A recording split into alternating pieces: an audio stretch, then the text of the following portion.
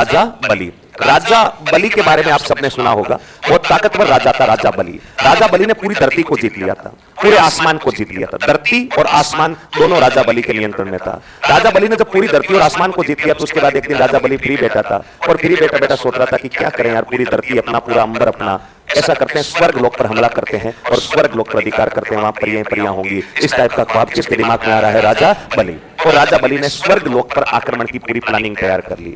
इस बात की सूचना भगवान इंद्र को लगी। लड़ाई से अगर सबसे ज्यादा कोई देवता डरता है तो वो इंद्र डरता है। और इंद्र को पता लगा कि राजा बलि स्वर्ग लोक पर अटैक करने वाले हैं, इसलिए इंद्र भागे भागे भगवान विष्णु के पास गए और बोला कि प्रभु, वो राजा बलि धरती और आसमान को जीतकर अब स्वर्ग पर आक्रमण की तैयारी कर रहा है। भगवान विष्णु ने इंद्र को कहा कि तुम निश्चिंत रहो, मैं बैठा हूं ना, कोई आक्रमण करेगा तो मैं देख लूंगा। और इंद्र को भगवान विष्णु ने वापस भेज दिया। भगवान विष्णु ने जब खुफिया जानकारी इकट्ठी की तो पता लगा कि राजा बलि तो पूरी सेना तैयार कर रहा है। इसलिए भगवान विष्णु ने राजा बलि को सबक सिखाने के लिए एक ब्राह्मण का रूप धारण किया। भगवान विष्णु कौन से अवतार में आते हैं? वामन अवतार। वामन अवतार का मतलब 2.5-3 फीट हाइट एक गरीब ब्राह्मण का रूप धारण करके और धरती लोक पर आते हैं। और धरती लोक पर आकर राजा बलि के पास आकर कहते हैं कि राजा बलि, मैंने सुना कि तुम बहुत बड़े योद्धा हो और जितने बड़े योद्धा हो उससे कई गुना ज्यादा दानवीर भी हो। राजा बलि ने कहा कि बताइए आपको क्या चाहिए? भगवान विष्णु ने कहा कि मैं एक गरीब ब्राह्मण हूँ, मुझे आपके राज्य में बस 3 कदम जमीन चाहिए। राजा बलि ने भगवान विष्णु की हाइट देखी, 2.5-3 फीट की हाइट, और मुस्कुरा कर कहा कि ब्राह्मण देवता कम से कम 5-10 बीघा जमीन तो मांगते। 3 कदम जमीन, एक तो आपकी हाइट बहुत ज्यादा है, 3 बीघा जमीन में तो 30-60 का प्लॉट भी नहीं आएगा, और कैसे तुम्हारा जीवन चलेगा? राजा भगवान विष्णु ने कहा कि नहीं, मैं बहुत संतोषी ब्राह्मण हूँ, 3 कदम जमीन के अंदर मेरा जीवन बिता लूंगा, आप तो बस अनुमति दें कि आपके राज्य में से मुझे 3 कदम जमीन मिल जाए। राजा बलि एटीट्यूड में था और उसने कहा कि पूरा राज्य अपना है, धरती पूरी अपनी है, आसमान अपना है, जहां तुम्हें अच्छा लगे वहां 3 कदम जमीन ले लो। और भगवान विष्णु जो कि वामन अवतार में थे, ब्राह्मण के रूप में थे, उन्होंने पहले कदम में पूरी धरती को नाप लिया, दूसरे कदम में पूरे आसमान को नाप लिया, यानी 2 कदमों में राजा बलि का पूरा राज्य समाप्त हो गया। तीसरा कदम अभी भी बाकी है। और भगवान विष्णु ने कहा कि राजा बलि, 2 कदमों में तुम्हारी धरती और आसमान तो गई, तीसरा कदम कहां रखूं? राजा बलि गुस्से में था, उन्होंने कहा मेरे माथे पर रख दो। और तो कहां रखोगे? धरती 1 कदम में ले ली, दूसरे में आसमान ले लिया, तो तीसरा मेरे माथे पर रख दो। और भगवान विष्णु ने गुस्से में वो कदम राजा बलि के माथे पर रख दिया। और जैसे ही माथे पर रखा, भगवान का वजन राजा बलि कैसे सहन कर सकता था, और राजा बलि भगवान विष्णु के पैर रखने से यूं दबता हुआ नीचे पाताल लोक में शिफ्ट हो जाता है। भगवान विष्णु वापस अपने नॉर्मल रूप में आते हैं और नीचे पाताल लोक में जाकर राजा बलि से मिलते हैं और कहते हैं कि बलि, कैसा लगा 3 कदम जमीन वाला सिस्टम? राजा बलि भगवान विष्णु के चरणों में दंडवत से हो जाते हैं और बोले कि प्रभु, मैं तो धन्य हो गया जो आपके साक्षात दर्शन हो गए। भगवान विष्णु ने राजा बलि की कॉलर पकड़कर खड़ा किया और बोला, देख, इमोशनल बातें नहीं, काम की बातें कर, धन्य वन्य छोड़।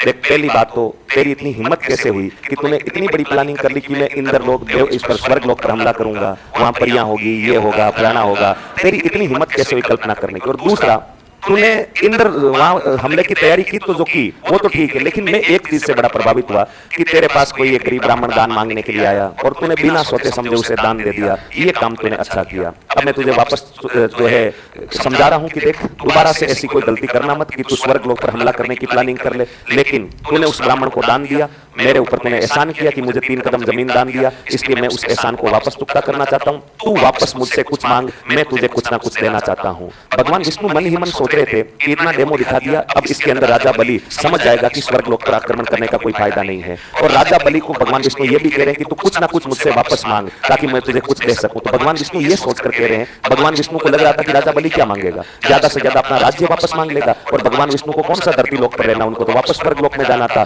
तो भगवान विष्णु को लग रहा था कि राजा बलि वापस राज्य मांगेगा तो मैं इसको राज्य दे दूंगा, मेरा एहसान भी चुकता कर दूंगा और इसको सबक सिखा करके मैं मेरा वापस मूल स्थान पर चला जाऊंगा। लेकिन राजा बलि आपकी तरह बहुत तेज दिमाग का बंदा था और उसने पहले तो इमोशनल करते हुए कहा कि नहीं नहीं भगवान, मुझे कुछ नहीं चाहिए। भगवान विष्णु ने गुस्सा किया, बोला नहीं, तुझे मांग, कुछ ना कुछ मांगना पड़ेगा, मैं किसी का एहसान नहीं रख सकता। तूने मुझे 3 कदम जमीन दी थी, तुम मुझसे वापस मांग। और राजा बलि ने कहा कि देखो प्रभु, मैं मांग तो लूंगा लेकिन तुम मुझे दे तो दोगे क्या? भगवान विष्णु ने कहा कि मैं भगवान विष्णु, इस सृष्टि का रचयिता, जो मांगेगा वो मिलेगा। और भगवान विष्णु ने जब ये बात कही तो राजा बलि ने कहा कि ठीक है, जब तुम इतनी जिद कर रही हो तो मुझे वचन दो कि आज के बाद तुम मुझे छोड़कर पाताल लोक से वापस कहीं नहीं जाओगे। दोनों भाई भाई यहीं पाताल लोक में रहेंगे, यहीं अपने कोई पीजी वीजी में रह लेंगे, आराम से तैयारी करेंगे, अभी 3rd ग्रेड का एग्जाम होने में भी देरी है, तब तक दोनों पाताल लोक में रहेंगे। भगवान विष्णु ने कहा कि नहीं नहीं, ये नहीं हो सकता। राजा बलि ने कहा कि नहीं, अब तुमने कहा था, तुम मुझसे प्रॉमिस कर लिया है, तो तुम मुझे पाताल लोक छोड़कर कहीं नहीं जा सकते। भगवान विष्णु वचनों में बंधे हुए थे, इसलिए राजा बलि के साथ कौन से लोक में शिफ्ट हो गए? पाताल लोक।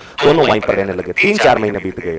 उधर स्वर्ग लोक में सारे देवता परेशान है, चारों तरफ ढूंढ लिया लेकिन भगवान विष्णु कहीं पर नहीं मिल रहे हैं। और सबसे ज्यादा परेशान है माता लक्ष्मी जी। उनको लग रहा था कि आखिर बंदा गया कहाँ? पूरी धरती लोक पर यूं सीसीटीवी फुटेज घुमाकर देख लिया, लेकिन भगवान विष्णु कहीं मिल ही नहीं रहे। पाताल लोक अंडरग्राउंड में बैठे, नीचे नेटवर्क और नहीं आ रहा है, यानी मोबाइल और बंद मिल रहा है। चारों तरफ देवी देवता परेशान हो गए कि भगवान विष्णु गए कहाँ। और जैसे तैसे खोजबीन के बाद पता लगा कि भगवान विष्णु तो पाताल लोक में बैठे हैं। माता लक्ष्मी जी गुस्से में आते हैं और माता लक्ष्मी जी नीचे पाताल लोक में आते हैं और भगवान विष्णु से कहते हैं कि गुस्सा करते हुए बोलते हैं कि प्रभु 4-5 महीने गए हैं, उधर भी फैमिली रहती है, उधर भी ध्यान दे लिया करो, इधर दोस्तों के साथ फ्लैट में शिफ्ट हो गए, कोई लेना देना ही नहीं है, चलिए वापस अपने स्वर्ग लोक चलिए। जैसे ही भगवान विष्णु को लेने के लिए माता लक्ष्मी जी आए, भगवान विष्णु पाताल लोक से रवाना हुए, राजा बलि आ गए और राजा बलि ने कहा कि हाँ कहाँ? अंदर फ्लैट के अंदर, अपने बाहर चलने की जरूरत नहीं है।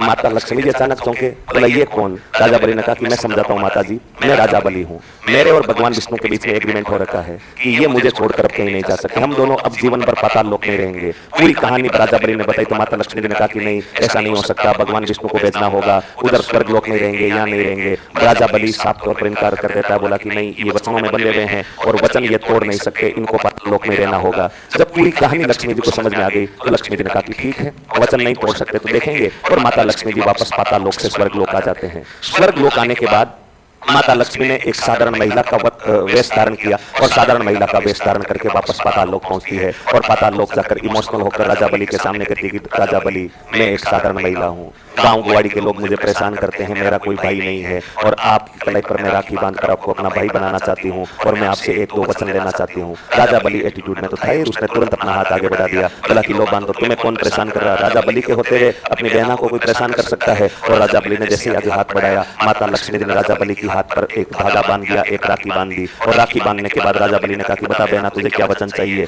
माता लक्ष्मी जी ने कहा कि वचन नंबर 1, भगवान विष्णु को तुम्हें पाताल लोक से स्वर्ग लोक भेजना पड़ेगा। राजा बलि ने कहा कि नहीं, ये नहीं हो सकता। माता लक्ष्मी जी अपने मूल रूप में आए और बोला कि अब ये होके रहेगा, अगर तू वचन तोड़ेगा तो फिर भगवान विष्णु भी वचन तोड़ेंगे। तूने ही वचन दिया था कि जो मांगोगी बहना वो मिलेगा और मैं आज से तुम्हारी बहन बन गई हूँ, तो बहन को तुम मना नहीं कर सकते, तुम भी वचनों में बंधे हो, अपने वचनों पर रहना पड़ेगा। मैंने मांग लिया है कि भगवान विष्णु स्वर्ग लोक जाएंगे, मतलब जाएंगे, और तुम वचन नहीं मानोगे तो फिर भगवान विष्णु भी वचन नहीं मानेंगे। लंबी बहस हुई और बहस के बाद फाइनली एक समझौता तैयार किया गया। उसमें यह कहा कि अर्धवार्षिक परीक्षा तक भगवान विष्णु यहाँ पर रहेंगे और अर्धवार्षिक के बाद यहाँ रहेंगे, लेकिन माता लक्ष्मी जी नहीं माने। फाइनली ये एग्रीमेंट साइन किया गया कि भगवान विष्णु 4 महीने तो राजा बलि के पास कौन से लोक में रहेंगे? पाताल लोक, और 8 महीने तक भगवान विष्णु माता लक्ष्मी जी के साथ कौन से लोक में रहेंगे? स्वर्ग लोक। 4 महीने तक जब भगवान पाताल लोक में रहते हैं, उस अवधि को अपन बताओ क्या बोलते हैं? चौमासा।